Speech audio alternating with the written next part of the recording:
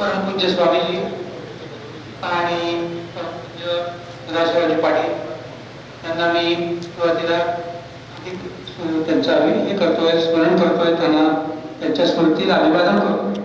व्यासपीठावर बसलेली सर्व ज्ञानवंत मंडळी, आमच्या संस्थेचे उपाध्यक्ष प्रवीण पाटील यांच्या संकल्पनेतून हा इतका छान कार्यक्रम या ठिकाणी आयोजित करण्यात आलेला आहे आणि ग्रामीण भागामध्ये अक्षरशः या श्रोत्यांमध्ये असणाऱ्या आदरणीय व्यक्तिमत्व निर्मलाताई पाटील त्यांना मी वंदन करतो आणि त्यांच्या उपस्थितीमुळं खरोखर या कार्यक्रमाला खऱ्या अर्थाने एक वेगळं असं स्वरूप आलेलं आहे.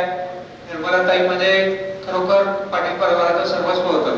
जे काही आज या ठिकाणी घडलेलं आहे ते निर्मलाताईंच्या परिश्रमामुळं घडलेलं आहे. तर त्याला या निमित्तानं मी माझ्या वतीनं आपल्या सर्वांच्या वतीनं वंदन करतो. उपस्थितांमध्ये अनेक मान्यवर बसलेले आहेत, अनेक क्षेत्रामध्ये काम करणारी मंडळी आहेत, विचारवंत आहेत. या ठिकाणी सर्व प्रकारच्या सामाजिक कार्याला उजाळा देणारे आपण सर्वजण या ठिकाणी बसलेले आहेत. आपल्या सर्वांना मी या ठिकाणी अभिवादन करतो की आपण पाटील साहेबांच्या या गौरव पुरस्कार वितरणाच्या कार्यक्रमाच्या निमित्तानं आपण सर्वजण या ठिकाणी एकत्र आलेले आहोत आणि प्रवीण हा जो कार्यक्रम केलेला आहे खरोखर हा एक अतिशय म्हणजे मोलाचा असा कार्यक्रम आहे आणि नाव पण हे जे याला दिलेलं आहे सदाबहार फाउंडेशन. हे जे आहे आपल्या म्हणजे समाजामधल्या एकंदर परिस्थितीला उजाळा देऊन काहीतरी ते म्हणजे त्याच्यात सदाबहार निर्माण करावा, म्हणजे आशावादी विचारसरणीचे नाव सुद्धा एक प्रतीक आहे सदाबहार. अजून अनेक नावं देता आली असती पण सदाबहार हे नाव खरोखर सर्वांना माझे आवडणारं आणि खरोखर माणसाला प्रेरणा देणारं अशा प्रकारचं हे काम आहे. आपण कधी निराशेचा विचार करायचा नाही. समाजामध्ये अनेक गोष्टी चाललेल्या आहेत, राजकारणात अनेक गोष्टी चाललेल्या आहेत, पण तरी सुद्धा आपलं मन जे आहे ते आपण नेहमी सदाबहार म्हणजे आपण आनंदित आशावादी राहून काम पुढे करावं असा हा मला वाटतं की सदाबहार फाउंडेशनचा संदेश आहे आणि तो सुद्धा आजच्या कार्यक्रमाच्या निमित्तानं तो फार चांगल्या पद्धतीनं त्या ठिकाणी व्यक्त झालेला आहे. हा कार्यक्रम आयोजित करून मला असं वाटतं की प्रवीण पाटील आणि त्यांच्या कुटुंबियांनी खरोखर एक फार मोठं म्हणजे मित्रऋण फेडलेलं आहे असं म्हणायला काय हरकत नाही. प्रवीण पाटील आमच्या संस्थेचे उपाध्यक्ष आहेत आणि त्यांनी आपण नुसता परिसर पाहिला असेल, आपल्यापैकी अनेकांना तो परिसर माहिती आहे, तिथे काम करणारी मंडळी सुद्धा आहे, पण या परिसरामध्ये म्हणजे बहार जे निर्माण करण्याचं खरं श्रेय जे आहे ते प्रवीणच्या सगळ्या योजकतेला आणि आमच्या सगळं स्टाफ सुद्धा आहे. पण एक खरोखर त्यांनी फार मोठं चैतन्य नांदेड एज्युकेशन सोसायटीच्या या ठिकाणी परिसरात निर्माण केलेलं आहे आणि ती सुद्धा खरोखर त्यांच्या वडिलांनी जे काम केलं ते काम अनेक वर्ष त्यांनी काम केलं, जवळ 2-3 दशकं त्यांनी काम केलं.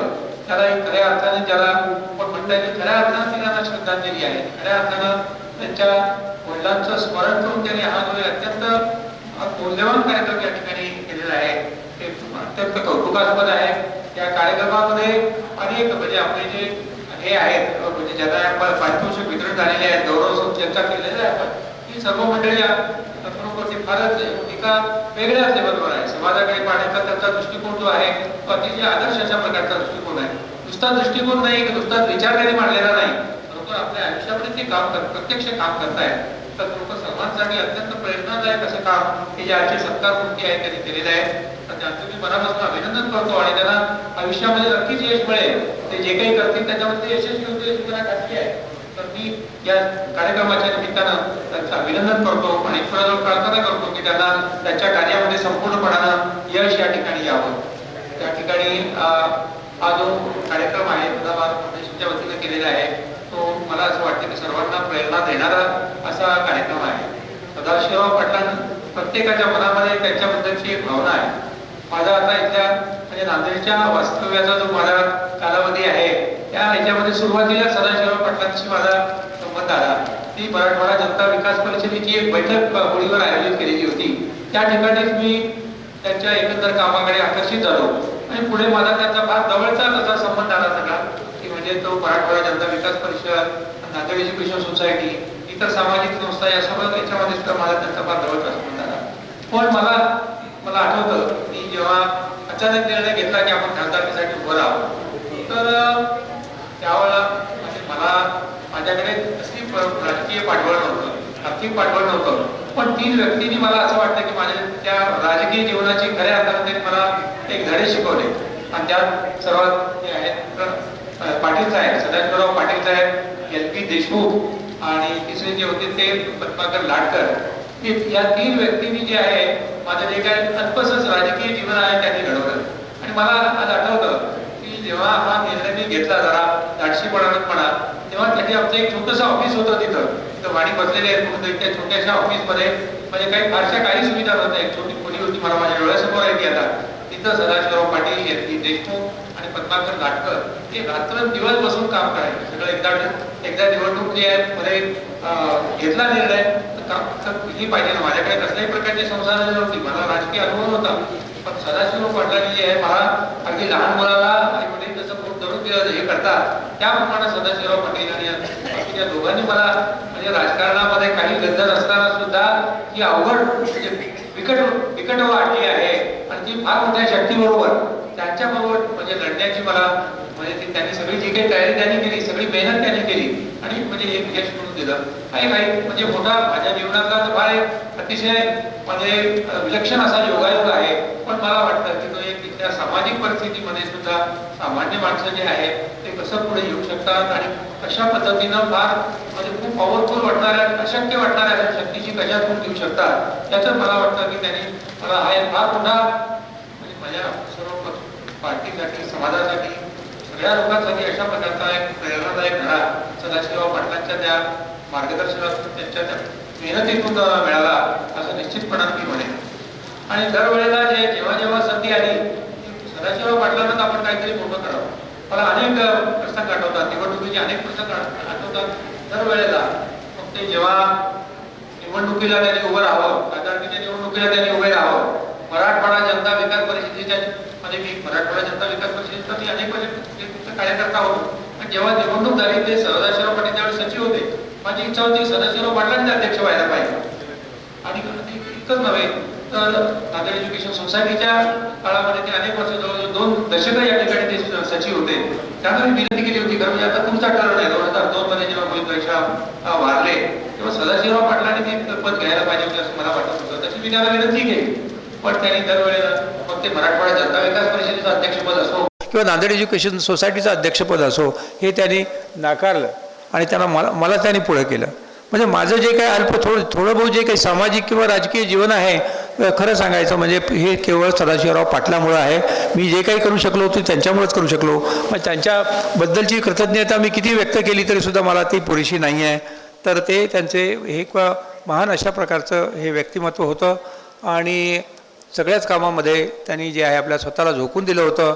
मला माहिती आहे की ते जे आहे त्यांच्या सुरुवातीच्या काळामध्ये समाजवादी पक्ष, समाजवादी असे दोन्ही म्हणजे इमर्जन्सीच्या काळामध्ये हे दोन्ही पक्ष होते. त्याच्या अगोदर म्हणजे जवळजवळ 1-2 दशकं एक समाजवादी विचारसरणीचा एक कार्यकर्ता म्हणून सदाशिवराव पाटील महाराष्ट्रभर फिरत होते. कशाही गोष्टीची त्यांनी पर्वा केली नाही आहे. असं हे समाजवादी विचार. नंतर ते 1975 मध्ये ते आणीबाणीच्या काळामध्ये जेलमध्ये गेले. मग त्या ठिकाणी सुद्धा जणू काही बाकीचे सगळे SM जोशी वगैरे बरेच लोक सगळे नेते त्या ठिकाणी होते. तर ते तसं जेलचं वातावरणच नव्हतं त्या ठिकाणी. क्रमाक्रमानं सगळ्यांची भाषणं त्या ठिकाणी व्हायची. अशा प्रकारचं एक वेगळंच अशा प्रकारचं व्यक्तिमत्व जे समाजकारण राजकारणामध्ये एवढ्या तळमळीनं त्यांनी भाग घेतला तर ते हे आपल्यामध्ये होतं. त्यांच्याशी माझा संपर्क आला. हे माझं मी स्वतःचं फार मोठं भाग्य समजतो. त्यांनी मराठवाडा जनता विकास परिषदेच्यामध्ये सुद्धा फार मोलाची मेहनत केलेली आहे. सगळ्या चळवळीमध्ये ते होते. नांदेड एज्युकेशन सोसायटीच्या एकंदर जळणघळण भरणीमध्ये फार मोठा वाटा त्यांचा आहे. गोविंदभाई श्राव हे फार म्हणजे मोठं व्यक्तिमत्व होतं. परंतु त्यांना ते त्यांच्या सोडीप्रमाणे इथे येत असत. 2 महिन्याला 3 महिना खरं या ठिकाणी येत असत, मार्गदर्शन करून जात असत. पण त्यांच्याकडून प्रेरणा घेऊन खरं काम जे सदाशिवराव पाटील करत होतं. आज जी नांदेड एज्युकेशन सोसायटीची जी आज हे ठिकाणी हे झालेली आहे, वाढ झालेली आहे, जे काही आपल्याला या सोसायटीचं जे मोठेपण झालेलं आहे ते सदाशिवराव पाटलामध्ये आहे. आणि मला म्हणजे केवळ एक स्तुती म्हणून नव्हे पण सदाशिवराव पाटलाचा वारसा जो आहे प्रवीणनं खूप चांगल्या पद्धतीने चालवला आहे. आपल्यापैकी अनेक जण तर या कॅम्पसमध्येच वावर करणारे आहात, पण जे नाही ते बाहेरच्या लोकांनासुद्धा मला हे सांगायचं आहे आनंदानं की प्रवीण पाटलांनी जे इथलं पूर्ण कॅम्पसचं स्वरूप बदललेलं आहे. आज कुठली उत्कृष्ट युनिव्हर्सिटी असेल कुठलंही कॅम्पस असेल त्याच्यापेक्षा हा कॅम्पस आता चांगला झालेला आहे आणि त्याचं फार मोठे श्रेय जे आहे ते प्रवीण पाटलाला आहे, हे मी या ठिकाणी सांगू इच्छितो. आणि तो ही धुरा, ह्या मोठ्या लोकांची धुरा पुढे सुद्धा फार चांगल्या पद्धतीनं चालवणार आहे. आज ही मुद्दाम सदाशिवराव पाटलांचा या ठिकाणी त्यांचं स्मरण करीत असताना, कार्यकर्त्यांचा गौरव करीत असताना, हे एक इथे वातावरण नुसतं सदाबहार म्हणजे जसं एक आनंदाचं नाव, चांगलं नाव आहे, तसं नांदेड एज्युकेशन सोसायटीच्या दृष्टीनं सुद्धा प्रवीणचं कार्य, सदाबहार फाउंडेशन कार्य हे खरोखर अत्यंत मोलाचं आणि फार चांगलं आहे आणि ते फार चांगल्या पद्धतीनं राहील. आता इथे निराशेच्या खूप गोष्टी आहेत आपल्याकडे समाजामध्ये, राजकारणात इकडे तिकडे काय चाललेलं आहे तुम्हाला भरपूर माहिती आहे. आज सगळं कसं चाललेलं आहे, तरुण काय करतायत, राजकीय नेते काय करतात, याही वातावरणामध्ये नांदेड एज्युकेशन सोसायटीसारखी संस्था जी आहे ती स्वामीजीनं, गोविंदभाईंनी यांनी दिलेल्या सगळ्या मूल्यावर चालते. याचा आम्हाला फार म्हणजे अभिमान वाटतो एका दृष्टीनं. आणि याचे काही साक्षीदार इथं बसलेले आहेत, काही आमचे प्राध्यापक असतील किंवा इतर मंडळी आहेत. तर हा जो वसा आहे आजच्या काळामध्ये, हा वसा पुढे चालवणं हे इतकं सोपं राहिलेलं नाही. सदाशिवराव पाटलांनी, स्वामीजींनी दिलेला वसा, गोविंदभाईंनी दिलेला वसा पुढे चालवणं कठीण काम आहे. पण ते कठीण काम प्रवीणसारखे लोक जरूर करू शकतील अशा प्रकारची मला खात्री आहे. मी आज आहे, मी उद्या नाही आहे. प्रवीणलाच ती धुरा सांभाळावी लागणार आहे सहकाऱ्यांच्या मदतीनं. पण हे काम जे आहे, सदाशिवराव पाटलांनी आपल्या जीवनामध्ये जी मूल्य जपली, ज्या पद्धतीनं त्यांनी काम केलं, तो वसा प्रवीणकडे आलेला आहे आणि हे कार्य निश्चितपणानं आपल्या सर्वांच्या सहकार्यानं पुढे चालेल याबद्दल मला खात्री वाटते. अतिशय आशादायक वातावरणामध्ये आपण हा छोटासा कार्यक्रम या ठिकाणी घेतलेला आहे. सर्व या ठिकाणचे जे गौरव पुरस्कार व्यक्ती आहे सगळ्यांनी आपल्या भावना फार मनोभावे आणि फार चांगल्या पद्धतीनं व्यक्त केलेल्या आहेत. तेही आपल्या पुढे असणाऱ्या सगळ्या समस्यांचं निराकरण करू शकणारं एक महत्त्वाच्या अशा प्रकारच्या व्यक्तिमत्व या ठिकाणी आहेत. पटणे साहेब इथं बसलेले आहेत, ते बहुतेक बोलणार नाहीत, पण त्यांच्या शुभेच्छा आणि त्यांचे आशीर्वाद आपल्या सर्वांच्या पाठीशी आहेत.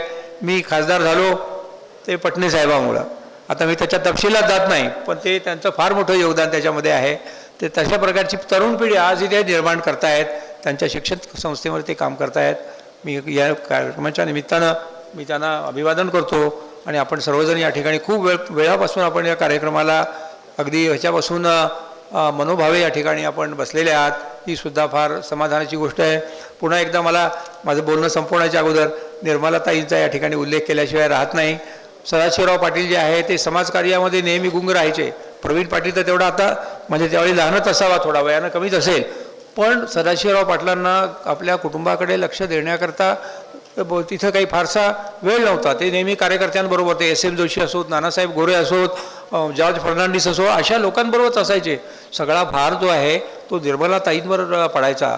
आणि मला जे कळालं ते मला अजूनसुद्धा म्हणजे त्याच्या सद्गतीत होतो मी, की लोक हे सगळे त्यांच्या घरी यायचे, सदाशिवराव पाटलांच्या घरी यायचे, पण त्याची म्हणजे आर्थिक परिस्थिती वाईट होती. म्हणजे त्याचं कसं या सगळ्या मोठमोठ्या लोकांचं, जे जॉर्ज फर्नांडिस असो किंवा एस एम जोशी असोत, फार मोठी माणसं, नानासाहेब गोरे असोत, मग यांचं हे कसं करायचं, त्यांची काळजी कशी घ्यायची, ते सगळं ओझं जे आहे निर्मलाताई बरोबर पार पाडीत असत.